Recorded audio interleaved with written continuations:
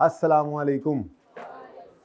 Result के बाद पहला लेक्चर 30 है और होपफुली आज हम टारगेट कॉस्टिंग स्टार्ट करेंगे।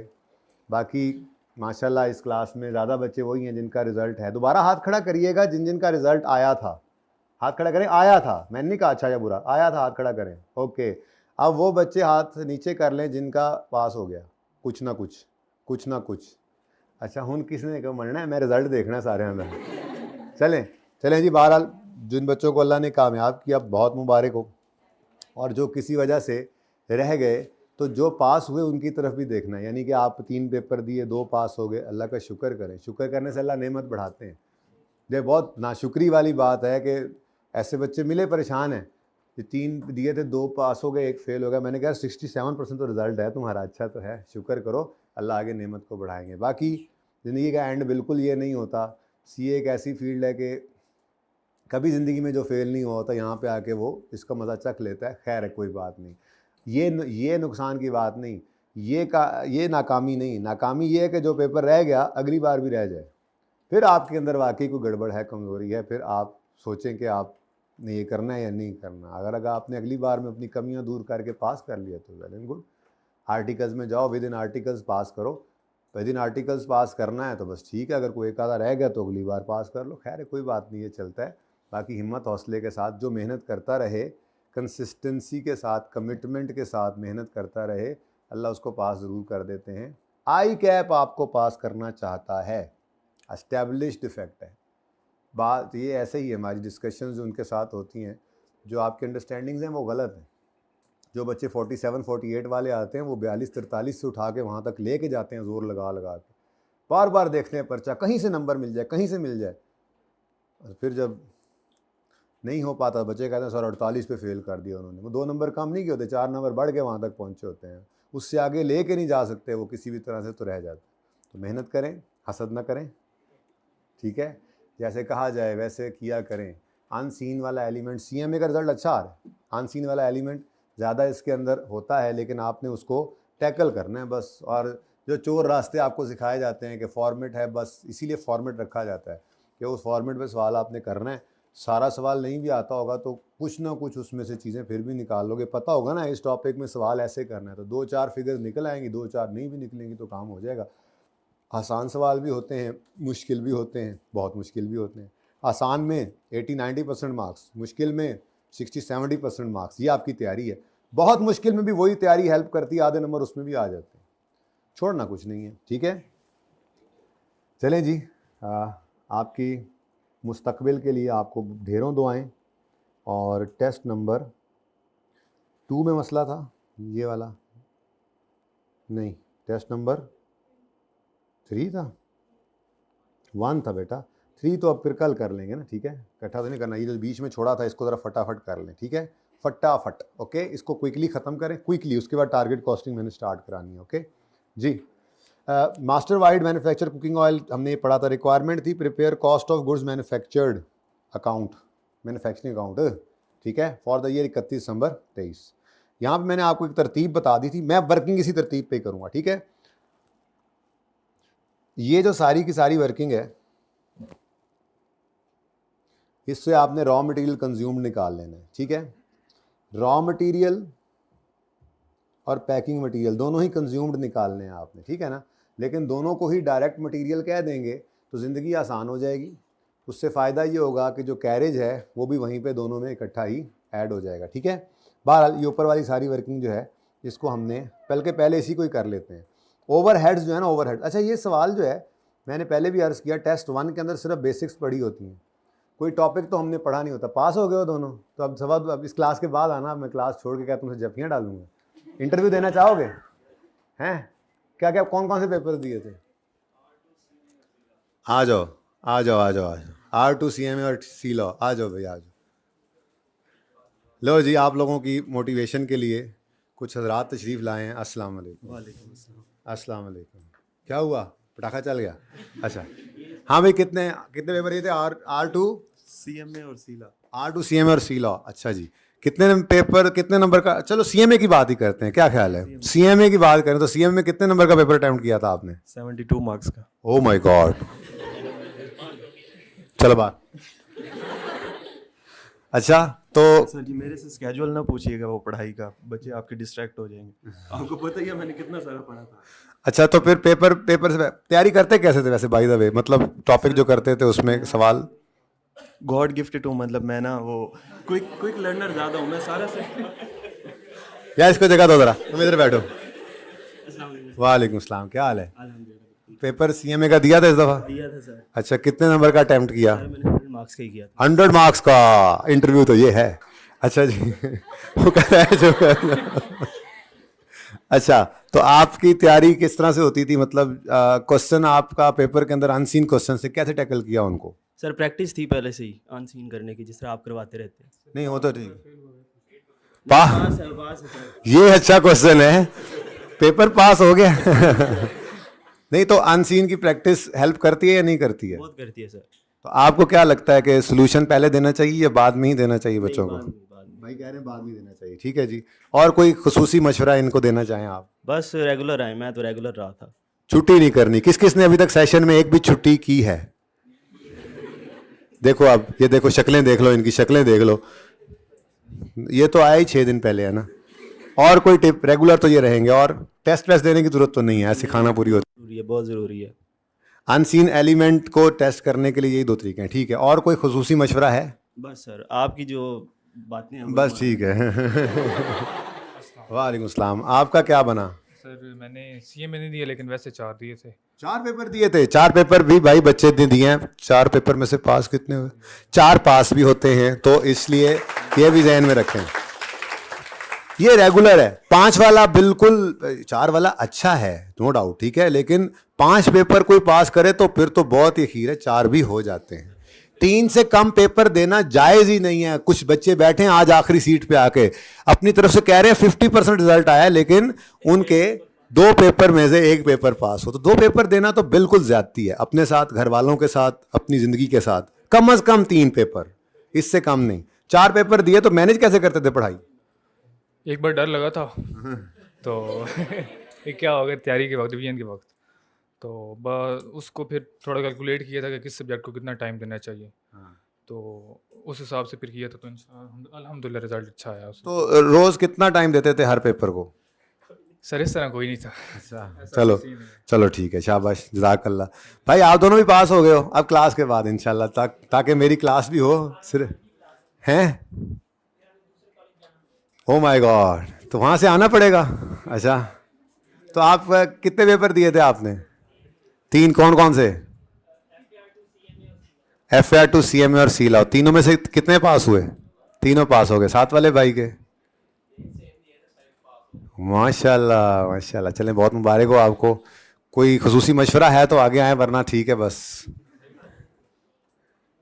मुंह में मीठा बहुत हो गया ये ऐसा करो, ये मुझे दे दो, मैं क्लास के बाद इन सबका मुंह मीठा कराऊंगा, ठीक है। जज़ाकल्लाह, बहुत मुबारक। इधर इधर ओदे वालों में इस्लाम करी जाओ, ठीक है कोई मशवरा तो दे दो इन बच्चों को कीमती। चले मैं खुद ही दे लूँगा फिर। जज़ाकल्लाह बेटा, बहुत खुश रहो, कामयाबियाँ दे अल्लाह आपको आगे भी। तो क्लास का कुंडा ला दो हुण। इन्होंने पहले मुझे 20 मिनट लेट किया, अब ये 55 मिनट की क्लास रह गई है इस वक्त। एज ऑन टुडे 10:30 हो गए हैं और मैंने 11:25 पे क्लास ख़त्म भी करनी है। सो प्लीज़ कुंडी ला दो मैं क्लास के बाहर आऊँगा, फिर उनको मिलता हूँ। पहले उन्होंने रास्ते में नाके लगाए हुए जगह जगह के ऊपर। आज एक 2-3 दिन ऐसा ही होगा। फिजिकल क्लास को ना सही बच्चे जो है ना घुसने नहीं देते क्लास में। 2:15 बजे कहता हूँ ना आ जाओ क्लासेस बाद। नहीं हमें तो अभी बताओ, हमें ये भी मसला है, वो भी मसला है, वो भी मसला है। चलें जी वापस आते हैं। पहले हम कर लेते हैं जी इस मटीरियल को। मटीरियल परचेज़ किया, परचेज़ प्राइस सेट करनी पड़ेगी। उसके बाद सेटलमेंट डिस्काउंट भी है, माइनस करेंगे। ट्रांसपोर्टेशन कॉस्ट जो है ये टोटल में ही लिख देंगे ताकि दोनों में शामिल हो जाए, ठीक है। रॉ मटेरियल कंज्यूम्ड के अंदर पैकिंग मटेरियल भी लेंगे, लेकिन रॉ मटेरियल कंज्यूम्ड हो या पैकिंग मटेरियल कंज्यूम्ड हो, कंज्यूम निकलेगा कैसे? Opening plus purchase less closing. जैसे मैंने आपको इक्वेशन सिखाई थी ना कि होती है ओपनिंग प्लस प्रोडक्शन या परचेज, चलो परचेज ही कर देते हैं फिलहाल, less closing is equal to sale. Sale ये क्या है? ये फिनिश गुड्स अगर हों, फिनिश गुड्स खरीदें, फिनिश गुड्स का क्लोजिंग पड़ा हो, तो इससे आपकी फिनिश गुड्स की सेल जो हुई वो पता लगती है। लेकिन अगर आपका रॉ मटेरियल है तो रॉ मटेरियल को अगर आप मैन्युफैक्चरिंग कंसर्न है तो ओपनिंग रॉ मटेरियल परचेज और क्लोजिंग रॉ मटेरियल करेंगे तो आपके पास क्या आएगा, सेल नहीं, रॉ मटेरियल कंज्यूम्ड की फिगर आती है, ठीक है ना। ओके, तो ये इक्वेशन ज़हन में रखनी है। अब परचेज के बारे में आपको पता है कि परचेज, वैसे हमने इन्वेंट्री वैल्यूएशन का टॉपिक पढ़ना भी है, जो IS2 आप पढ़ के आए हैं ना, वो हमने यहाँ पढ़ना है इन्वेंट्री वैल्यूएशन, तो उसमें ज़्यादा तफसील से ये बात करेंगे इंशाल्लाह, ठीक है भाई। ये 25 पे करवा दें सारे, नहीं ये 24 पे रहे, वो भी 24 पे करवा दें। अच्छा, तो रॉ मटेरियल के अंदर आपको पता है इसकी परचेज प्राइस आएगी, कोई import duty non fundable taxes add होंगे, ट्रेड डिस्काउंट है, सेटलमेंट डिस्काउंट है, माइनस होगा, और बाकी डायरेक्टली एट्रीब्यूटेबल कॉस्ट भी ऐड होती हैं, ठीक है। तो ये वही कॉन्सेप्ट है, जहन में रख के चलेंगे, ठीक है। अब चाहे रॉ मटेरियल है, वो भी कंज्यूम्ड की फिगर P&L में जानी है। जो क्लोजिंग रॉ मटेरियल पड़ा है, क्या वो खर्चा हो गया? वो तो अभी तक क्लोजिंग पड़ा है, वो तो यूज्ड नहीं, अनयूज्ड है। तो कॉस्ट ऑफ गुड्स मैन्युफैक्चर्ड में तो जो चीजें, जो रॉ मटेरियल इस्तेमाल हो गया वो कॉस्ट का पार्ट बनेगा, जो नहीं वो तो एसेट है, स्टॉक में पड़ा होगा, ठीक है ना। तो रॉ मटेरियल हो, चाहे पैकिंग मटेरियल हो, चाहे स्टोर का कोई आइटम हो, आपने क्या निकालना है, consumed. Opening plus purchase less closing, raw material consumed. Opening plus purchase less closing, कोई पैकिंग मटेरियल तो वो कंज्यूम्ड। स्टोर के आइटम्स होते हैं, जो फैक्ट्री में स्टोर आइटम्स पड़े होते हैं, नट बोल्ट वगैरह इस तरह के कंज्यूमेबल जो पड़े होते हैं फैक्ट्री के अंदर, वो स्टोर आइटम्स भी ऐसे ही निकालने हैं आपने। कॉस्ट ऑफ गुड्स मैन्युफैक्चर्ड के अंदर स्टोर का आइटम है तो FOH, ना मटेरियल डायरेक्ट है ना डायरेक्ट लेबर है, तो बहरहाल होगा वहां पे भी क्या, स्टोर एंड स्पेयर्स भी कंज्यूम्ड लेने हैं। Opening plus purchase less closing, store and spheres consumed, ठीक है। तो कंज्यूम्ड की फिगर हमने निकालनी, ये ज़हन में रखते हुए हम जरा अपना ऐसे ही बस फॉर्मेट सा बना लेते हैं, मोटा सा, छोटा सा और मोटा सा, ठीक है। क्या नाम है जी इसका, बिजनेस का नाम क्या है, बिजनेस का। हाँ, क्वेश्चन नंबर, ये टेस्ट नंबर कौन सा है, 1 है। क्वेश्चन 1, मास्टर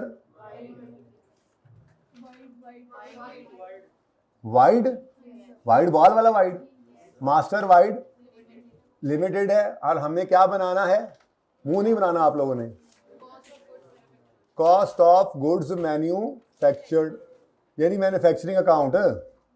उसने तो ये कहा है ना, cost of goods manufactured statement बनाओ, तो ये वही होती है मैन्युफैक्चरिंग अकाउंट, ठीक है।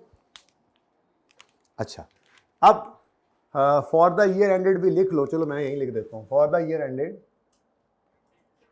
31 दिसंबर, बल्कि यहाँ पे भी आ ही जाएगा, फॉर द ईयर एंडेड 31 दिसंबर 2023, ऐसे लिखा करें पर्चे में, लेकिन ऐसे ना लिखा करें, फॉर द ईयर एंड पूरा लिखा करें, ठीक है जी। अच्छा, अब अपने जहन के अंदर लेके आओ फॉर्मेट, क्या होगा फॉर्मेट, डायरेक्ट मटेरियल कंज्यूम्ड, इसको वर्किंग में कर लेंगे फिर, डायरेक्ट मटेरियल कंज्यूम्ड, ये मैं वर्किंग 1 में निकाल दूंगा आपको। इसमें रॉ मटेरियल भी डाल देंगे, पैकिंग मटेरियल अज्यूम कर लेंगे, ये भी डायरेक्ट है, लिख देंगे एक छोटी सी लाइन में, रॉ मटेरियल के साथ ही पैकिंग मटेरियल वहाँ डालेंगे ना, कंज्यूम्ड की फिगर, तो लिख देंगे वहाँ पे छोटी सी लाइन डाल देंगे कि हमने अज्यूम किया है पैकिंग मटेरियल, क्योंकि वो डायरेक्ट भी हो सकता है, इनडायरेक्ट भी हो सकता है ना, तो किसी एक तरफ जा सकता है, तो आप एक छोटा सा नोट डाल के कहीं भी रख लें उसको। मैं छोटा सा नोट डाल के डायरेक्ट मटेरियल का पार्ट इसलिए बना रहा हूँ कि जो कैरेज है ना, कैरेज वो दोनों के लिए इकट्ठा दिया हुआ है, तो अगर मैंने मटेरियल को अलग अलग जगह पे रखा, पैकिंग को और रॉ को, तो वो कैरेज भी अलग अलग करना पड़ेगा, तो ज़िंदगी आसान कर ली मैंने, अजम्पशन क्या ली, जब दोनों तरफ जा सकता था तो मैंने उसको डायरेक्ट मटेरियल ले लिया। ओके, सही है ना। अच्छा, उसके बाद डायरेक्ट लेबर है, ठीक है जी, यहाँ से आ जाएगी प्राइम कॉस्ट, उसकी हेडिंग देने की जरूरत नहीं, उसने अलग से कहा नहीं, और उसके बाद शुरू होती है कहानी फैक्ट्री ओवरहेड्स की। फैक्ट्री ओवरहेड्स जो हैं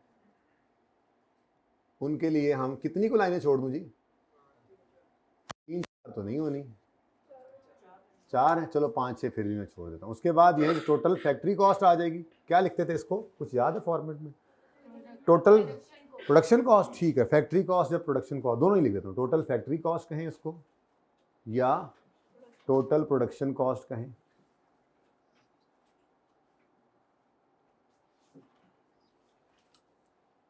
ठीक है। फैक्ट्री कॉस्ट वैसे ज़्यादा अच्छा है, ज़्यादा अच्छा है, वो इसलिए कि फैक्ट्री में ये कॉस्ट इनकर हो चुकी, फिर अगली बात मैंने समझाई थी ना कि जो कॉस्ट इनकर हो चुकी है वो कॉस्ट अभी मैन्युफैक्चर्ड गुड्स की तो नहीं है, इसमें कुछ कॉस्ट तो ऐसी गुड्स की भी लग चुकी है जो अभी कंप्लीट नहीं हुई एज ऑन टुडे, उसको निकाल दो। और कोई पिछले पीरियड की इनकम्प्लीट थी जो इस पीरियड में आई होंगी, सबसे पहले कंप्लीट होंगी तो उन पर भी कॉस्ट लग चुकी है, तो उसको ऐड कर दो, पिछले पीरियड में निकाल लिया था। ये ज़्यादा अच्छा लफ्ज़ लगता है। टोटल फैक्ट्री की कॉस्ट ये है इस पीरियड की। अब अगला काम क्या करना है, इसमें ऐड करें opening work in process, less करें क्लोजिंग वर्क इन प्रोसेस, तो आप पहुंच जाएंगे कॉस्ट ऑफ गुड्स। अच्छा, अब उसने हमसे कॉस्ट ऑफ सेल मांगा है। अगर कॉस्ट ऑफ सेल्स मांगा होता तो plus opening finish goods less closing cost of sale पे आ जाते। फिनिश गुड्स वैसे दिया हुआ है उसने आई थिंक, तो निकालना चाहेंगे तो बाद में एडिशनल काम कर लेंगे, फिलहाल ज़रूरत नहीं है। मेरी रिक्वायरमेंट तो बस इतनी सी है, ठीक है। अब सबसे पहली चीज़ मुझे जो चाहिए, रुपीज़ इन 1000 काम करना है या क्या करना है बता दो। 1000 में डेटा सारा, चलो तो हम भी 1000 में चलो। तो वर्किंग 1 में मुझे डायरेक्ट मटेरियल कंज्यूम्ड चाहिए। ये देखो मैंने कहा था सोल्यूशन का ना थोड़ा फॉर्मेट डिफरेंट है, हम अपने हिसाब से ही कर लेते हैं। यही हमारा फॉर्मेट था ना, हमने मैन्युफैक्चरिंग अकाउंट का फॉर्मेट नहीं छिड़ा। वर्किंग जैसे मर्जी करो, मुझे कोई मसला नहीं, ठीक है। नाउ डायरेक्ट मटेरियल कंज्यूम्ड के अंदर आपने रॉ मटेरियल लेना है, ठीक है। रॉ मटेरियल कंज्यूम निकालना है ना, बोलो तो टोटल कर लेंगे फिर। तो ओपनिंग रॉ मटेरियल, फिर परचेजेस, रॉ मटेरियल की परचेजेस आ गई, ओपनिंग रॉ मटेरियल परचेज हो गया। फिर इसमें हमें क्या नज़र आया था, कैरेज था, बोलो उसके बाद सेटलमेंट डिस्काउंट है, और तो कुछ नहीं है। चलो कैरेज तो एंड पे ही डालेंगे, 2 लाइनें छोड़ के मैंने यहाँ पे लिखा क्लोजिंग रॉ मटेरियल, और यहाँ से हमारे पास आ जाएगा रॉ मटेरियल कंज्यूम्ड। लेकिन मैंने दूसरे को भी क्या अज्यूम किया हुआ है, पैकिंग मटेरियल को भी डायरेक्ट किया हुआ है ना, तो इसी तरह से अगले की बारी शुरू कर दूँ, ठीक है। एक काम भी कर सकता हूँ मैं, आपको हेडिंग्स बना देता हूँ। रॉ मटेरियल,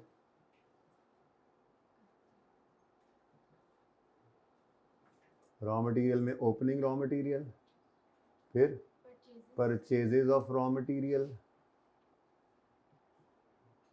थोड़ी जगह तंग हो गई तो इसकी जगह बना लेता हूँ, कोई 2 लाइनें छोड़ देंगे हम, पता नहीं कोई चीज़ नज़र तो एक ही आई है लेकिन एहतियातन 2 लाइनें छोड़ दें, क्या मसला है, 2 भी तो हो सकती है ना, ठीक है। क्लोजिंग रॉ मटेरियल, तो यहाँ से हमारे पास क्या आएगा जी, बोलो रॉ मटेरियल कंज्यूम्ड, ठीक है जी। उसके बाद पैकिंग मटेरियल भी हमने डायरेक्ट मटेरियल अज्यूम कर लिया है, ठीक है। तो पैकिंग मटेरियल भी ऐसे ही, इसमें कोई मसला है नहीं वैसे, लेकिन चलो opening packing material prime minister, उसके बाद purchases of packing material less closing packing material. यहाँ से हमारे पास आ जाएगा पैकिंग मटेरियल कंज्यूम्ड। पहले ये काम कर लें, सीधा सीधा डेटा है अब तो, ठीक है। ये ऊपर वाला डिब्बा फारिग कराए ना, ये इस वक्त मैं जो चीज़ आपसे डिस्कस करूँगा वो ये, ठीक है। ये सारी बात डिस्कस हो जाएगी हमारी, ओके। साथ ही हमने डिस्कस कर देना है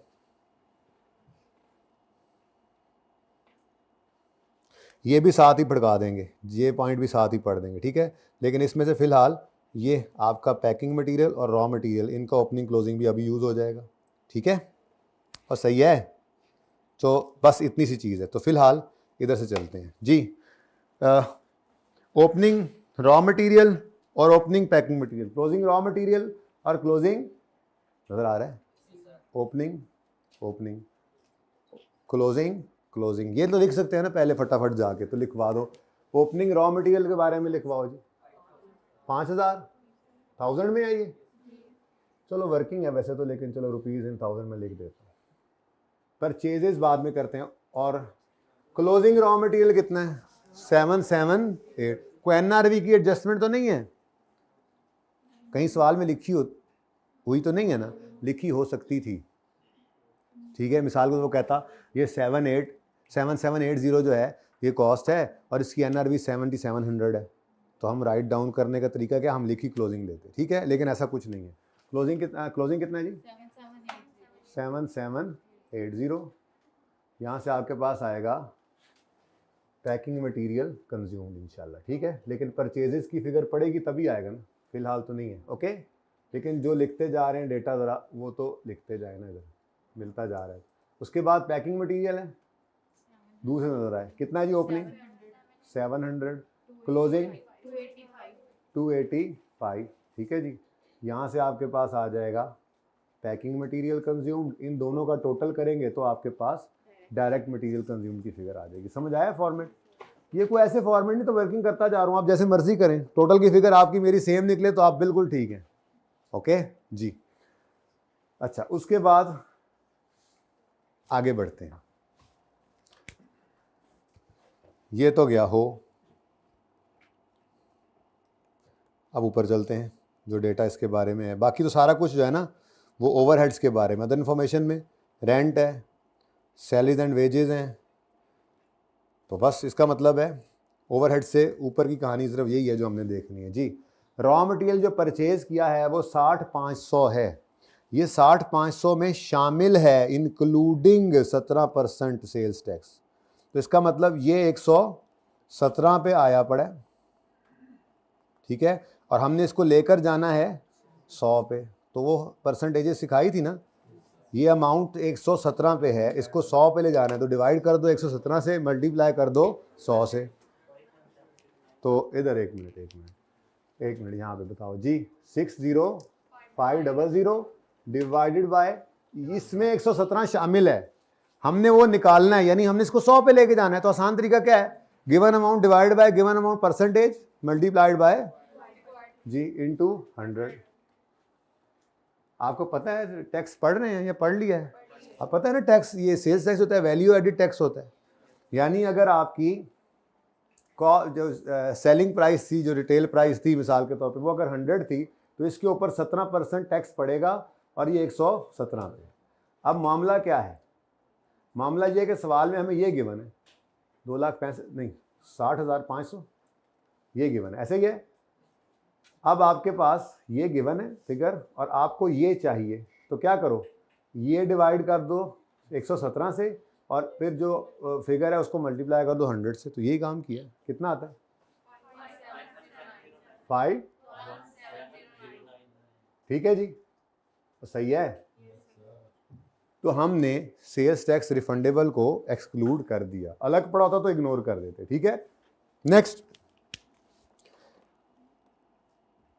डन हो गया ये। नेक्स्ट, पैकिंग मटेरियल परचेज्ड, आगे क्या जा रहे, इंतजार क्या करना, लिखा हुआ तो है 2050 है, 6 कहां से आ गया, ये लिख लें, आगे चलते जाएं। Next, settlement discount raw material पे रिसीव हुआ, माइनस करेंगे कितना 400। सेटलमेंट डिस्काउंट इधर भी कर सकते थे एक ही लाइन में, लेकिन अलग कर लो, अब जगह कोई नहीं है, तंग है, कोई मसला नहीं। क्या माइनस किया जी मैंने, सेटलमेंट डिस्काउंट। ये मैं प्लस माइनस लिखता नहीं, वहां पे हुआ पड़ा होता है, ठीक है ना, सही है, रहने दो, तो समझ नजर तो आ रहा है, दिस प्लस दिस माइनस। तो ये मैं अर्ज कर रहा हूं कि आपको इसी के अंदर ही आप माइनस कर, ये कितना था बताइएगा जरा, 7780, ठीक है। अच्छा, मैं ये अर्ज कर रहा था कि ये परचेज की फिगर जहां पे आपने निकाली है ना, इसी लाइन में ही आप ब्रैकेट खत्म करके आगे -400 लिख देते तब भी ठीक था, कोई मसला नहीं, ठीक है। लेकिन अच्छा है जरा अलग रहे। नेक्स्ट क्या है, transportation cost relating to raw material 70% है, पैकिंग ये 300 की ट्रांसपोर्टेशन दोनों की है, हमने दोनों को इकट्ठा कर दिया हुआ है, तो इसलिए इसमें अलग से शामिल नहीं करना, इसमें अलग से नहीं करना, बल्कि ये जो टोटल आएगा इसके नीचे जाकर लिखना है प्लस ट्रांसपोर्टेशन, ठीक है। इसमें ऐड क्या कर दें, ट्रांसपोर्टेशन। अब अलग अलग करने की ज़रूरत है हमें, तो बोलो, जब हमने ट्रांसपोर्टेशन यहाँ पर कितनी है 300 यहाँ पर लिख दिया इकट्ठा, तो चाहे इसमें है चाहे 70 इधर 30 इधर डालो तब भी इधर ही आना था, तो आसानी होगी हमें थोड़ी सी, ठीक है। हमने ट्रांसपोर्टेशन यहीं पर डाली, ये हमारे पास आ जाएगा जी direct material consumed, okay.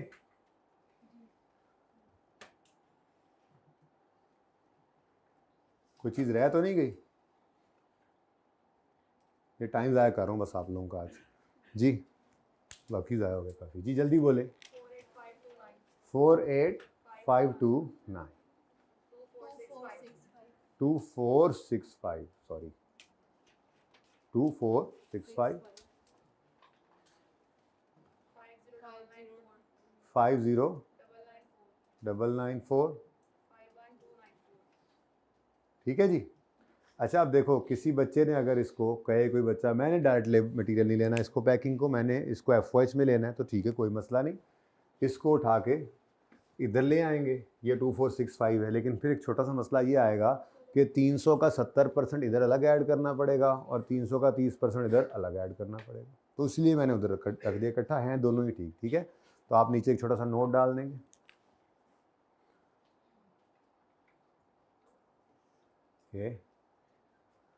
I have assumed, दोनों तरफ जा सकता है ना, शक तो है ना, तो आई हैव अज्यूम्ड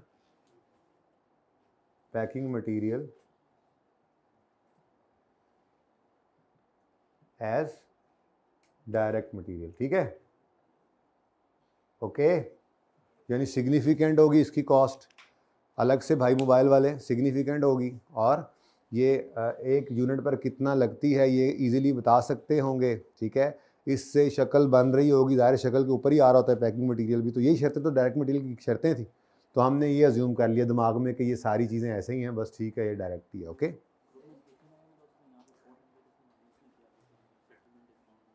बेटा वो पुराना मैंने वो पहले कल बताया, वैसे भाई किसी बच्चे ने बाहर पूछा होगा कि जो सोल्यूशन भेजा गया है उसमें ये 400 सेटलमेंट डिस्काउंट -C किया गया, पुराना सवाल है, मैंने बताया आपको FAR 1 का सवाल था, उस वक्त तक ये ट्रीटमेंट नहीं आया था। IFRS 15 के आने के बाद ये असल में तो सेल्स डिस्काउंट जिसको आप कहते हैं ना, डिस्काउंट अलाउड एक्सपेंस जो होता था, IFRS 15 ने आके उसको सेलिंग एक्सपेंस की बजाय कहा सेल में से नेट करो, आप इंट्रो में पढ़ के आते हैं अब। तो फिर अकाउंटेंट्स ने अपने तौर पे ये कहा कि फिर अगर डिस्काउंट रिसीव्ड होगा तो उसको परचेज में से नेट करेंगे। अब ये ट्रीटमेंट बाद में आया था, उस क्वेश्चन पहले का पढ़ा होगा, मैंने इसलिए ये सवाल करा दिया ताकि सोल्यूशन आपका मैच कर दे, तो ये सोल्यूशन होगा आपका, वो नहीं होगा, बल्कि फॉर्मेट भी बदल दिया ना ताकि आप कंफर्टेबल भी हो जाए। आंसर तो एंड में वही होना है, 400 का फ़र्क होगा बस, क्योंकि पहले सेटलमेंट डिस्काउंट जो होता था ये सेटल अदर इनकम में जाता था। अब ट्रीटमेंट क्या हो गया, जैसे डिस्काउंट अलाउड एक्सपेंस पहले आपके ज़माने से पहले, थोड़ा ही पहले, ठीक है, 2 साल पहले तक ये ट्रीटमेंट नहीं था ना, 2-3 साल पहले तक, जब IFRS 15 नहीं आया था तो उससे पहले तक जो डिस्काउंट अलाउड एक्सपेंस था वो सेल में से माइनस नहीं होता था, बल्कि GP के बाद सेलिंग एक्सपेंसेस में आता था। और ऐसे ही जो डिस्काउंट रिसीव्ड इनकम होती है ना, ये सेटलमेंट डिस्काउंट रिसीव हुआ है ना, रॉ मटेरियल खरीदने पर रिसीव हुआ है, तो ये आपका अदर इनकम में जाता था, परचेज में से नेट नहीं होता था। लेकिन IFRS 15 के आने के बाद फिर सेल्स में से डिस्काउंट अलाउड एक्सपेंस अब नेट होता है, सेटलमेंट डिस्काउंट, कैश डिस्काउंट भी इसको कहते हैं, ठीक है। तो फिर परचेज में से भी डिस्काउंट रिसीव्ड इनकम जो है वो इनकम यानी कि परचेज में से नेट हो जाती है। अल्टीमेटली काम तो वही है, डिस्काउंट अलाउड एक्सपेंस अलग से एक्सपेंस नहीं बनता, लेकिन ऊपर वाली इनकम को कम कर देता है सेल में से नेट होकर। ऐसे ही discount received income other income अलग से नहीं जाती, यहाँ परचेज में नेट होकर एक्सपेंस को कम कर देती है, तो बात वही बन जाती है, ठीक है। तो ये सही सोल्यूशन है, इसी को ही आपने नोट करना है, ठीक है जी। चलें आगे। नहीं बेटा नहीं ना हो सकता, आप फिर ये कह रहे हैं कि ये 100 है, सॉरी 60500, क्या ये 100 है? नहीं ना ले सकते, ये 100 है ना बेटा, इसका 83% कैसे ले सकते हैं? ये 100 हो तो फिर आपकी बात ठीक होगी कि फिर आप उसका 83, फिर ये 17 होगा, तो ये बैलेंसिंग क्या होगा? लेकिन ऐसा तो नहीं है ना, सेल्स टैक्स जो है वैल्यू एडिड टैक्स है, जो वैल्यू थी उस पर 17% लग के आपकी जेब से 117 निकालते हैं लोग, ठीक है। तो ये 117 में पड़ा है, इसलिए 117 डिवाइड करके 100 से मल्टीप्लाई। जी और मुकाइए सवाल, नए नोट्स भी आ गए हैं ਤੁਹਾਡੇ जी बच्चों। अच्छा अब डायरेक्ट मटेरियल कंज्यूम कितना आया जी? 519,294, ठीक है, 5,851,294 रुपीज़ इन 1000। ये ज़्यादा अच्छा लगेगा सोल्यूशन का फॉर्मेट आपके हिसाब से, बस यही आपका सोल्यूशन है, ठीक है। और उन्होंने अगर 400 का नंबर काटा हुआ माइनस करने पर, तो आप वो नंबर भी जाके लें, जो ना दे तो मुझे बताना। अच्छा जी okay, now next is direct labour. अब अगले कहानी शुरू करते हैं। इधर देखो, ये सब कुछ टिक हो गया है, ये सब कुछ टिक हो चुका है, बोलो। यहाँ से ये दोनों भी टिक हो चुके हैं। अब ये वर्क इन प्रोसेस को ओपनिंग क्लोजिंग भी उठा लो यार। अब ओवरहेड्स की बात करनी है, लेकिन उससे पहले ये मुफ्त के नंबर तो ले लो। 1950 ओपनिंग, यहाँ पे आना है ना, ये 1950, एक मिनट यहाँ पे, अच्छा जी 1900, 50 ओपनिंग है और 3000 भाई देना शुरू कर, पकड़ा दें इनको, ये आधे आधे कर लेंगे, खुद ही आगे भेजते जाएंगे, वो एंड पे पकड़ाने थे। 3000 ले, ठीक हो गया।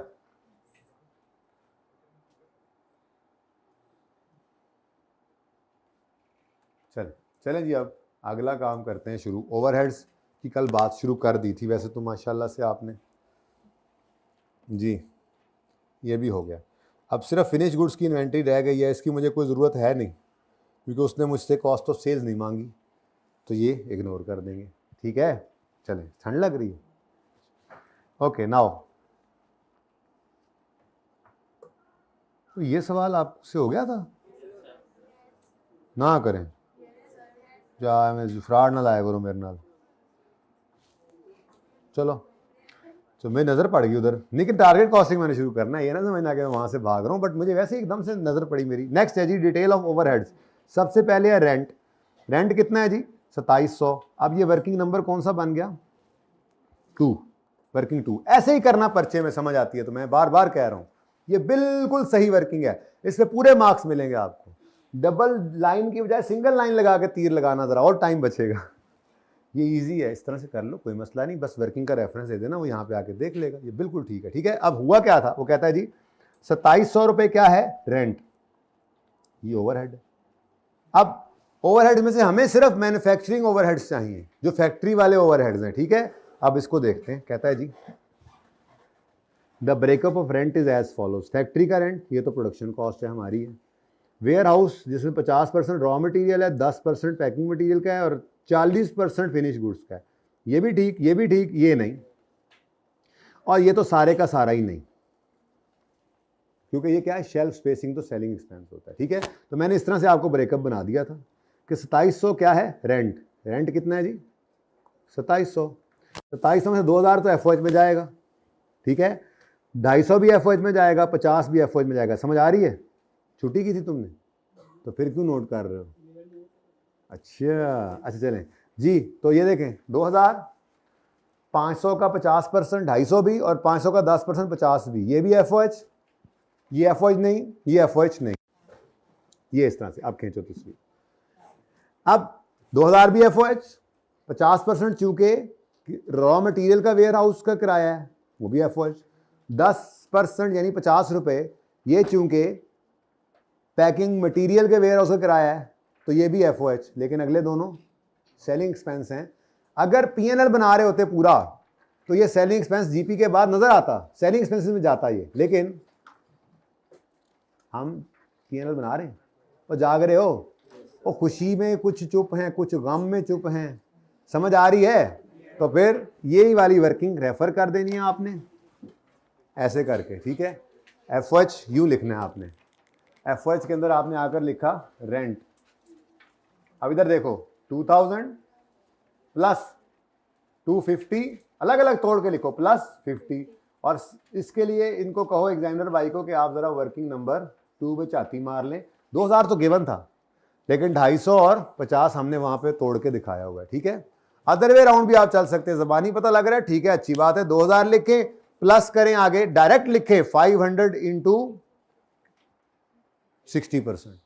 ये यूं भी लिख सकते थे आप, यूं लिखें आप, कोई वर्किंग करने की जरूरत नहीं, प्लस 500 इंटू 60%। लो आंसर तो फिर भी वही है, कोई वर्किंग का रेफर, अगर उस तरह से वर्किंग नहीं की तो ये यहीं पर कर दो, ये इनफ है, मोर देन इनफ है, बल्कि बिल्कुल सही है। आई कैप तो ऐसे ही करता है, ठीक है, वो सही है।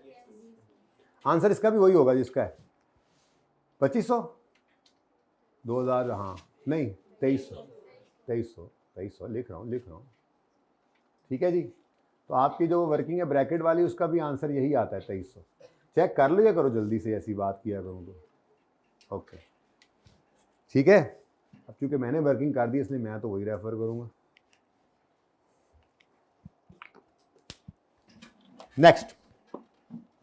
Next is salaries and wages. इनके बारे में क्या कह रहा है जी? सबके पास हैंडआउट आ गए बेटा? हाइब्रिड में तो नहीं ना पहुंचे अभी, साथ ही दे दिए करो वहाँ पे भी। खैर अभी कौन सा पढ़ा रहा हूँ, आ जाते हैं। नेक्स्ट है जी salaries and wages. Salaries and wages का ब्रेकअप क्या दे रहा है जी? एलोकेशन है पहले जी, मैन्युफैक्चरिंग और एडमिन के अलग अलग तोड़ दो। ये क्या है जी, सैलरीज, वर्किंग 3 बन गई मेरी। जो यूँ ना करना चाहे वो डायरेक्ट करे, समझ आती है तो सैलरीज, ठीक है। अब ये सैलरीज एंड वेजेस जो हैं 2500 रुपया है,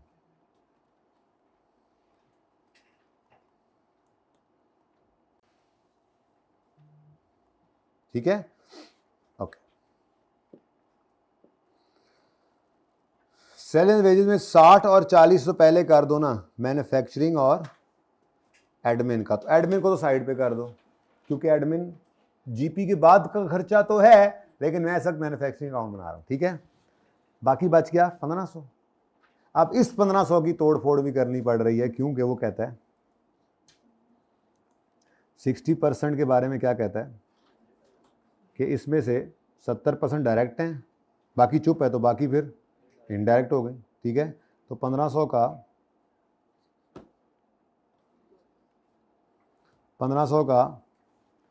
70% 1050, ये कहाँ जाएगा, डायरेक्ट लेबर में है, तो फैक्ट्री का ही खर्चा ये भी, लेकिन कहाँ जाएगा, FOH में, ठीक है। तो अब तस्वीर बनाओ फोटोग्राफर, ये लो जल्दी से बताएं जी। डायरेक्ट लेबर के लिए क्या रेफर करूंगा मैं, वर्किंग 3 कितना 10। अब जिन्होंने वो वर्किंग नहीं की वो यहाँ पे ब्रैकेट में लिखेंगे 2500 इंटू 60% इंटू 70%, उनका भी यही आंसर है। इट्स अप टू यू, जैसे मर्जी करें। मैंने जो कर लिया वर्किंग, इसलिए मैं इसी को रेफर कर रहा हूँ।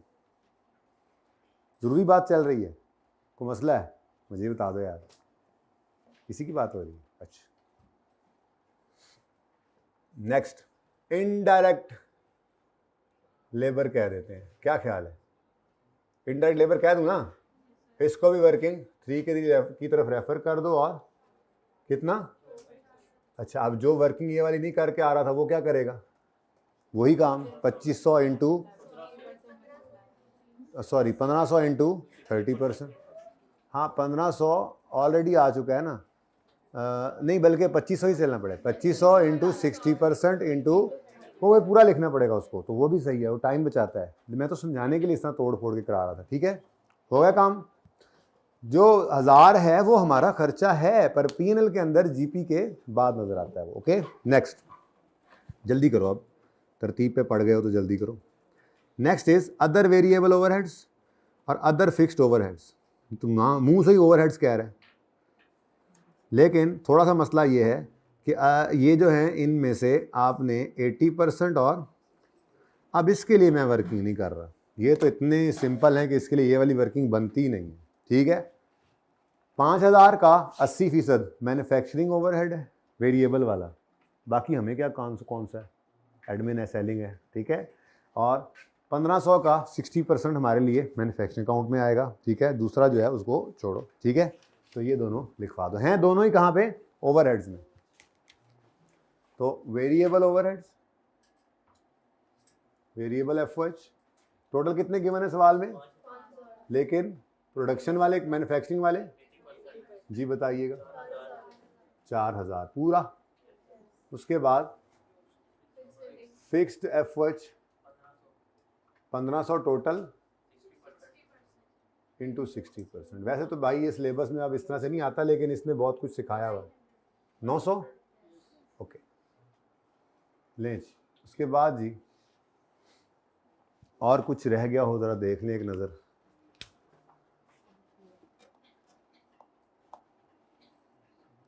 दिस डन सब कुछ ही हो गया यार, कहानी ख़त्म हो गई। Total factory cost 5,994, plus minus करके आंसर बताओ। 5,8,944। अच्छा, अब अगर आप यहाँ से, ये तो कॉस्ट ऑफ गुड्स मैन्युफैक्चर्ड आ गई ना, जिसको टोटल प्रोडक्शन कॉस्ट हम कहते थे उस मार्जिनल एब्जॉर्प्शन वाले फॉर्मेट में। तो अगर आपको यहाँ पे जितने यूनिट्स प्रोड्यूस हुए हैं वो दे देना, तो आप पर यूनिट कॉस्ट निकाल सकते हैं। इस 5,8,994 को डिवाइड करेंगे फिनिश गुड्स जो यूनिट्स कंप्लीट हुए ड्यूरिंग द पीरियड उनसे, क्योंकि वर्किंग प्रोसेस तो हमने माइनस कर दिया ना। तो जो कंप्लीट हुए यूनिट्स इस पीरियड के अंदर, अगर इस टोटल कॉस्ट को उससे डिवाइड करेंगे तो पर यूनिट कॉस्ट आ जाएगी। फिर आप उसी पर यूनिट कॉस्ट को लेकर फिनिश गुड्स के स्टॉक को वैल्यू करने के लिए यूज़ कर सकते हैं, लेकिन इससे आगे जाने की ज़रूरत नहीं है। अगर कॉस्ट ऑफ सेल कहता तो इसी में ओपनिंग फिनिश्ड गुड्स ऐड करके क्लोजिंग माइनस करते तो कॉस्ट ऑफ सेल पे भी आ सकते। देखो मसला, अगर आप कहेंगे तो ये सवाल भी मैं करवा दूंगा, लेकिन अब कल, ठीक है, क्योंकि आज फिर ये ज़रा ज़्यादा हो जाएगा।